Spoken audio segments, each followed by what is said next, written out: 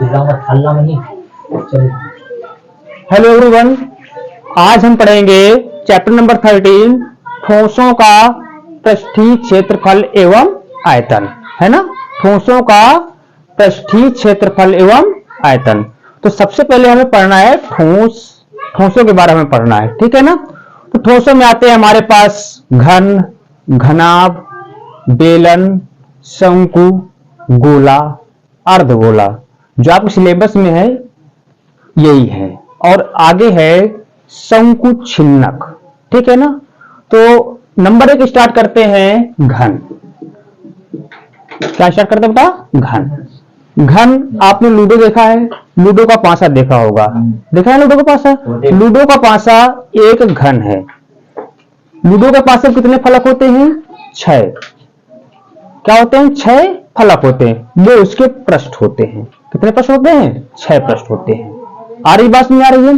तो हम घन है, घन की आकृति इस प्रकार से होती है,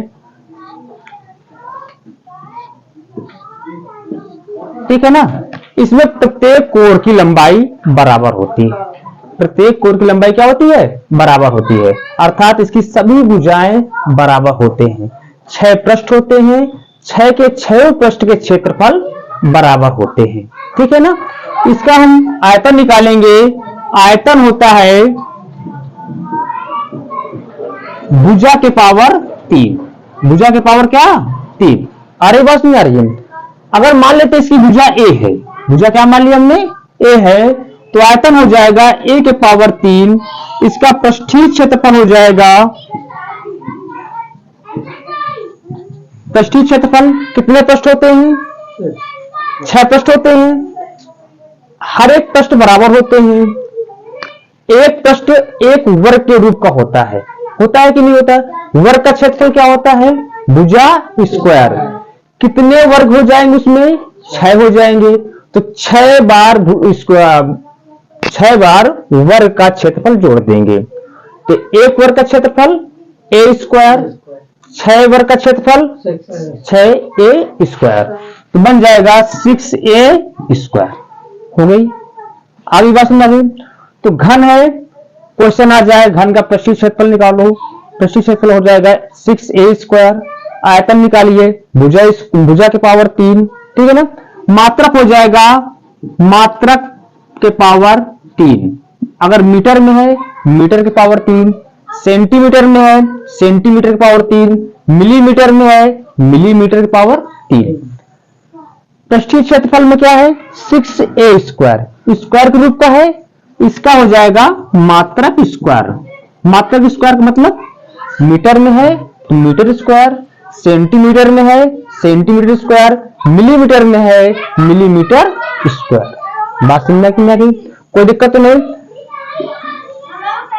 आयतन, पृष्ठीय क्षेत्रफल पढ़ चुके हैं ना। इनके मात्रक गड़बड़ तो नहीं होंगे? ठीक। अब हम आगे आते हैं नंबर 2 घनाभ। क्या आते हैं बेटा? घनाभ। सब घरों में बक्से होते हैं, संदूक होते हैं। जो संदूक या बक्सा है वो घनाभ के आकार का होता है। किस आकार का होता है? घनाभ के आकार का होता है। घनाभ आपने आयत देखा है ना। ये समझो आयत से बना हुआ है आकृति। आयत बना दिया हमने, उसमें ऊंचाई दे दिया, घनाभ बन गया। घन बनाना है, वर्ग बना दो, ऊंचाई दे दो, घन बन जाएगा। घनाभ बनाना है, आयत बना लो और क्या दे दो? ऊंचाई दे दो, क्या बन जाएगा? घनाभ बन जाएगा, ठीक है ना। तो हमारे पास घनाभ बनाएंगे।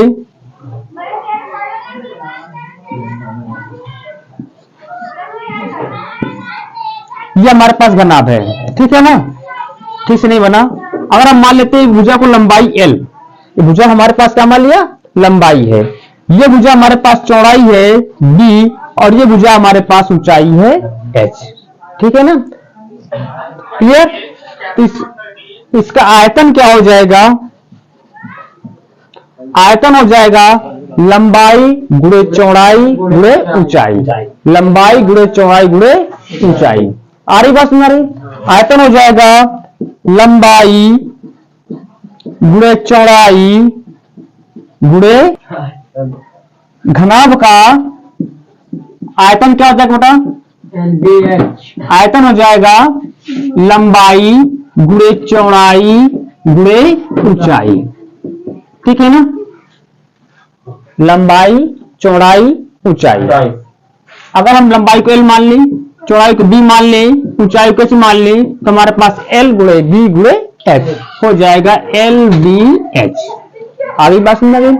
इसके बाद हम निकालेंगे पृष्ठीय क्षेत्रफल। क्या निकालेंगे? पृष्ठीय क्षेत्रफल। पृष्ठीय क्षेत्रफल का सूत्र क्या हो जाएगा? 2LB plus BH plus HL। आगे बात समझ गई?